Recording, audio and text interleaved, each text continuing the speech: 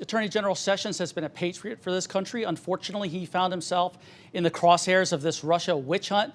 He made some statements for his confirmation hearing that didn't hold up to scrutiny, I think because he forgot a couple public handshakes in group settings with Ambassador Kislyak.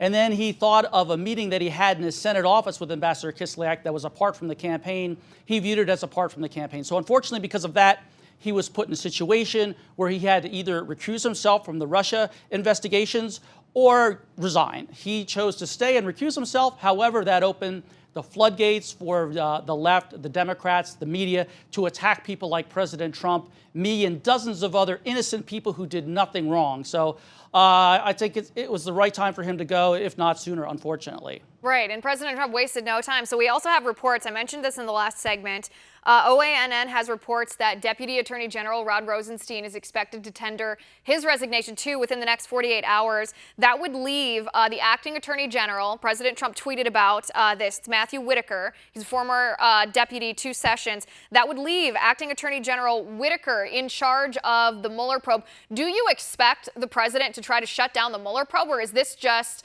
a lot of noise from the left?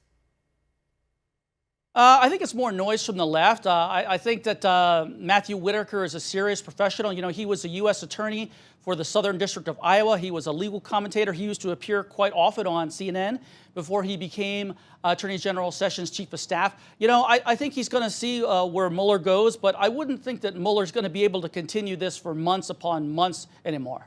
Well, we heard reports, too, in the weeks, and these are the whispers that you hear in this business.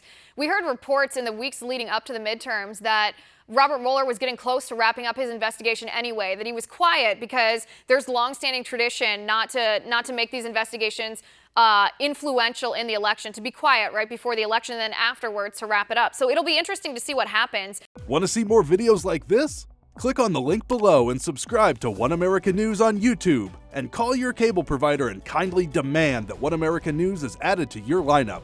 Call and subscribe today.